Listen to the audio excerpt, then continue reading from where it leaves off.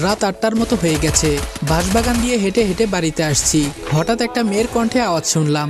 শুনেই বোঝা যাচ্ছে এখানে যে কুকাম হচ্ছে। আমি ফোনের লাইটটা বাড়িয়ে দিয়ে বললাম, কে ওখানে? ওরা তাড়াতাড়ি কাপড় পরে আমার সামনে এসে বলল, কি গো আমার জামাই, তুমি এখানে?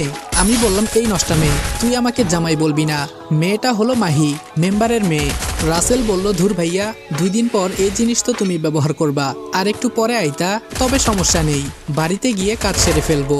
আমি বললাম, ছি, তোর মতো মেয়ের কোনো ইজ্জত নাই, শেষে কি না চাচাতো ভাইয়ের সাথে। মাহি বলল, কয়েকদিন পর তো তোমার বাসায় চলে যাব, পরে তো আর ওদের মজা দিতে পারবো না, তাই একটু বেশি করে দিচ্ছি। কেন, তোমারও লাগবে নাকি? আমি বললাম, দূর হ আমার সামনে থেকে। রাগে আমার শরীর কাঁপছে। জোরে জোরে হাঁটতে লাগলাম। কি করব কিছুই বুঝতেছি না।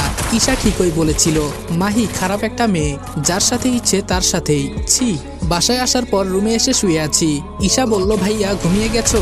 আমি বললাম, না, আয়।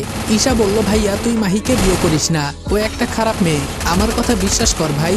আমি বললাম, আমিও আজকে ওই সামনের বাঁশবাগানে ওর চাচাতো ভাইয়ের সাথে পাইছি, তুই সত্যি বলেছিলি। কি করব বল, এত টাকা তো আমি দিতে পারবো না। ঈশা বলল, ভাইয়া তুই কিছু একটা কর। আমি বললাম, কান্না করিস না, আমি দেখতেছি কি করা যায়। ঈশা বলল, ভাইয়া আমি কি কলেজে ভর্তি হব না? আমি বললাম, হবি তো, তুই চিন্তা করিস না, আর কয়েকটা দিন যাক, পরে আমি দেখতেছি। আম্মু বলল, কি রে তোরা খেতে আয়। ঈশা বলল, চল ভাইয়া, মা ডাকছে। আমি বললাম, আমি খাবো না রে, মনটা আজকে বেশি ভালো না। ঈশা বলল, চল বলছি, আমি তোরে খাইয়ে দিব। আমি বললাম, না রে বোন, খাবো না। ঈশা বলল, না গেলে মায়ের খাবি, চল বলছি। ঈশা আমাকে ধরে নিয়ে খাইয়ে দিতে লাগলো। আসলেই একটা বোন থাকা মানে ভালোবাসার কোনো শেষ নেই। আম্মু হেসে বলল, দেখো ভাই বোনের কি ভালোবাসা। ঈশা বলল, আম্মু আসো, আজকে তোমাকেও খাইয়ে দেই। আম্মু বলল, না মা, তোরা খা। খাওয়া দাওয়া শেষ করে রুমে গিয়ে ঘুমিয়ে পড়লাম। সকালে মেম্বার কিছু মুরব্বি আর মিষ্টি নিয়ে এলো। মাহি আর আমার বিয়ের দিন তারিখ ঠিক করে মুরব্বিরা চলে গেল।